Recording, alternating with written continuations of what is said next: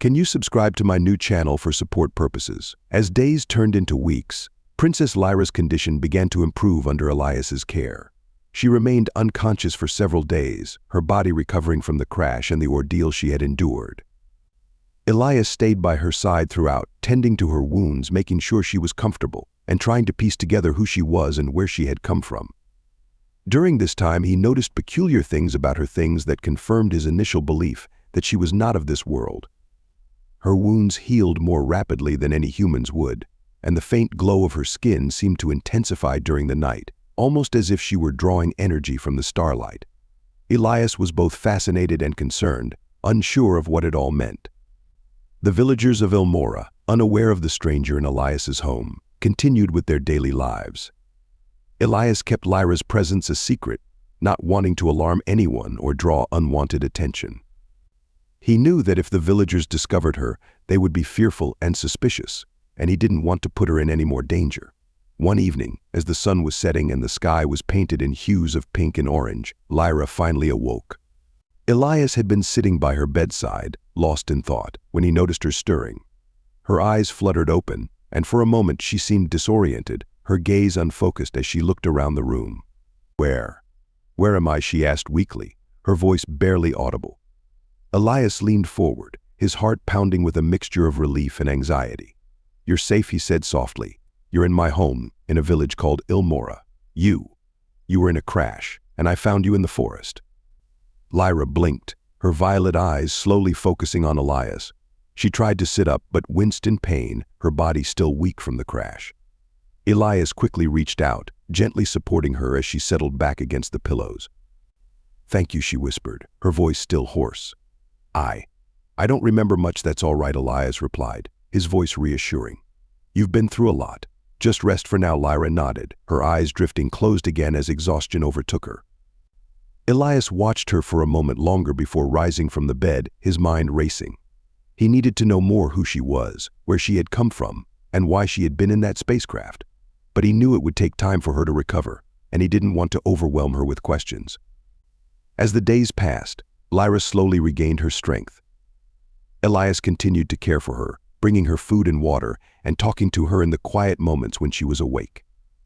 She was still weak, but each day she grew a little stronger, her color returning and her wounds healing more rapidly than Elias could have imagined. One evening, as they sat together by the fire, Lyra finally opened up to him. "My name is Lyra," she began, her voice soft but steady. I'm not from this world.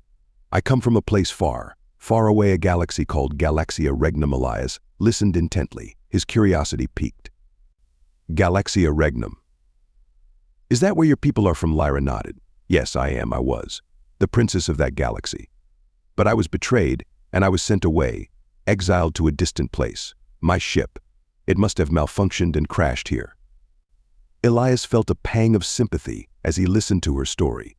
He had always dreamed of what lay beyond the stars, but he had never imagined that he would meet someone from another galaxy, let alone a princess. "I'm sorry for what happened to you," he said quietly. "But you're safe now.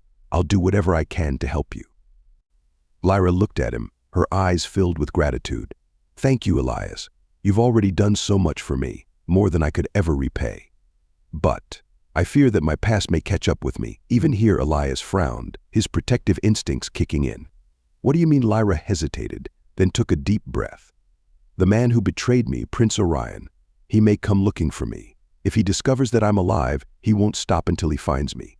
And if that happens, I don't want you or your village to be caught in the crossfire." Elias's jaw tightened.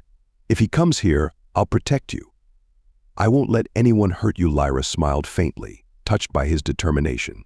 "I appreciate that, Elias, but I don't want you to put yourself in danger because of me." Elias shook his head. "You're not a burden, Lyra. You've been through so much, and you deserve to be safe. If this Prince Orion comes, we'll deal with him together." Lyra's smile grew, and for a moment she felt a sense of peace that she hadn't known in a long time.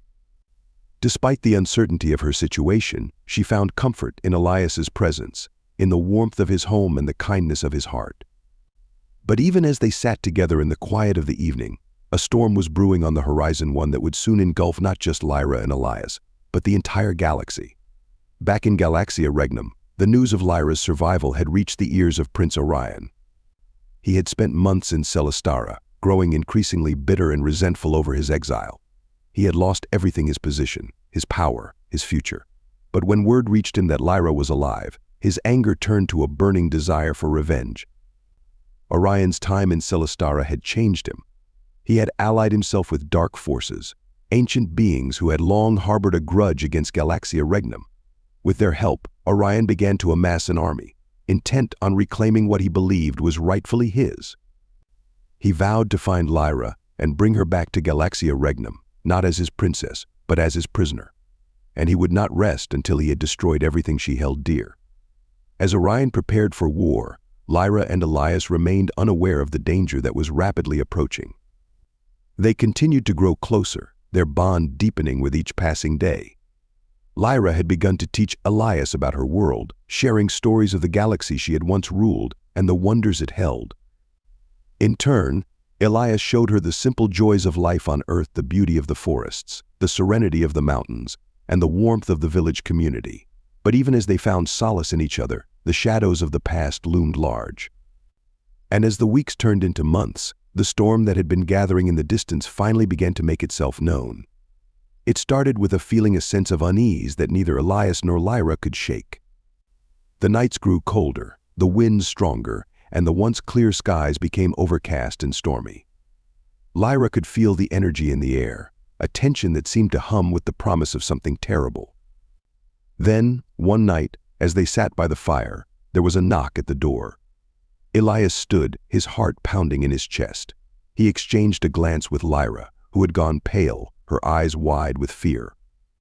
Without a word, Elias moved to the door, his hand resting on the hilt of the knife he always kept at his side. He opened the door cautiously, only to find a figure standing in the doorway: a woman, tall and imposing, with dark eyes that seemed to pierce through the darkness. "Who are you?" Elias demanded, his voice steady despite the fear that gnawed at his gut. The woman stepped forward, her gaze shifting from Elias to Lyra, who was now standing behind him.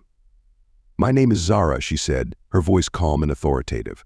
"I've come to deliver a message." Lyra's breath caught in her throat. Zara nodded. "Yes, Your Highness.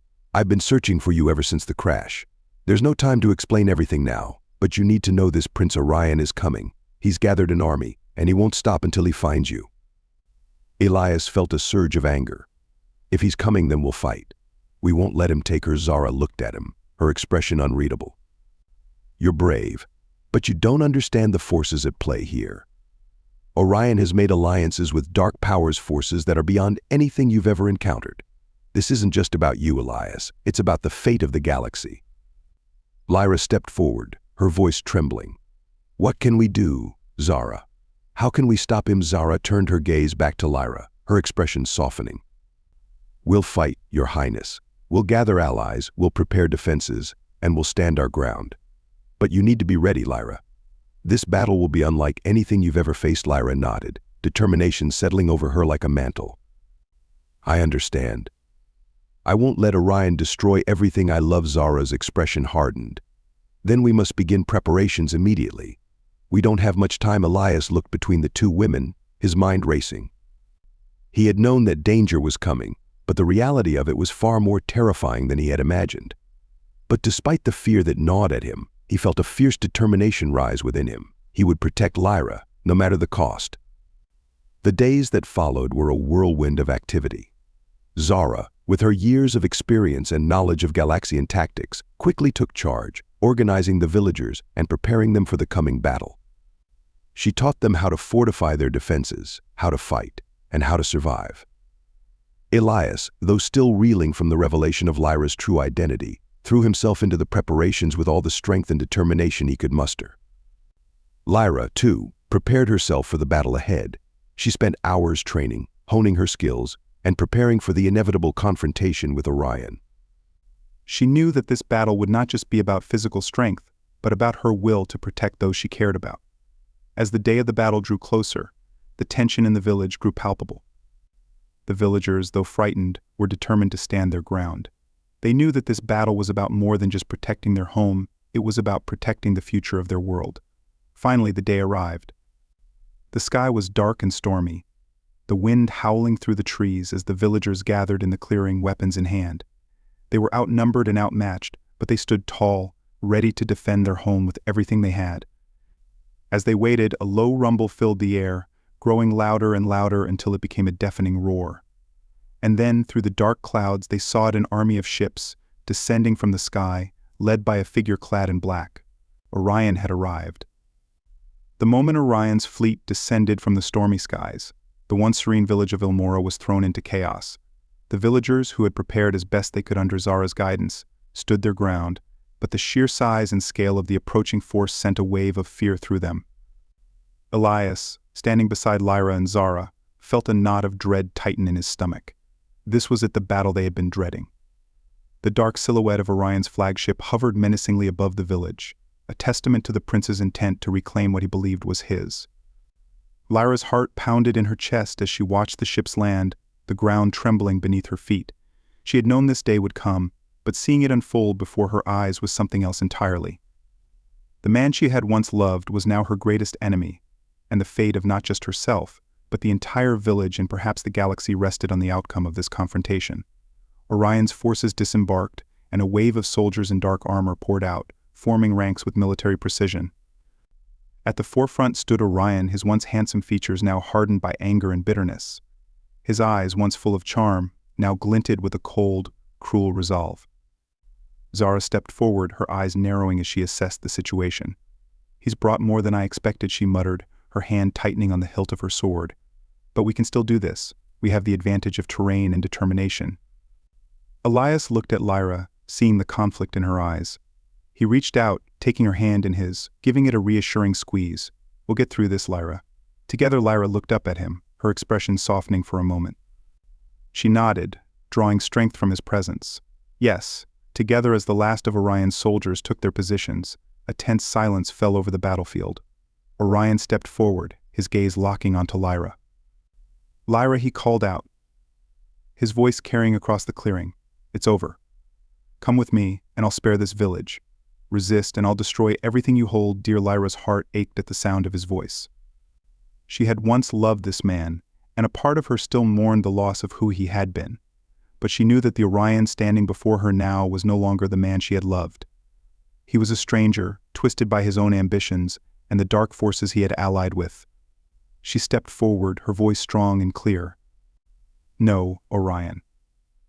I won't go with you. You've lost your way, and I won't be part of your madness. Leave now, and I'll let you live.